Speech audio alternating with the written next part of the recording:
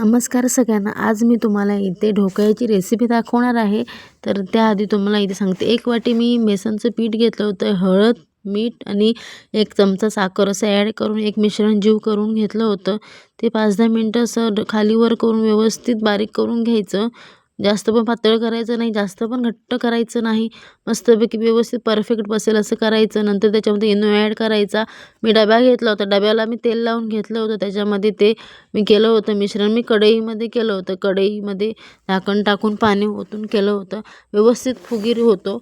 बघा एक दिवस नक्की ट्राय करून. तर इथे एका ठिकाणी मी एका दुसऱ्या बाजूला मी इथे तेल टाकलं होतं. त्याच्यामध्ये मिरची, कढीपत्ता, मोहरी असं ॲड केलं होतं तेल. तर त्याच्यानंतर तेलामध्ये थोडंसं पाणी टाकायचं असतं. नंतर बघू शकता इथे आपला ढोकळा कसा मस्त गरगरीत झाला होता. त्याच्यावर आपण वरती तेल असं ते पाणी जे आपण तयार केलं होतं ते टाकायचं. साखर टाकून त्याच्यामध्ये थोडी तुमच्या चवीनुसार साखर टाकलात तरीही चालेल. मस्तपैकी असा घरगुती ढोकळा तयार झाला आहे.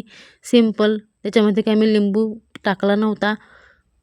मस्तपैकी झाला होता. बघू शकता इथे. आणि नक्की माझा व्हिडिओ आवडला तर लाईक, कमेंट, सबस्क्राईब करा.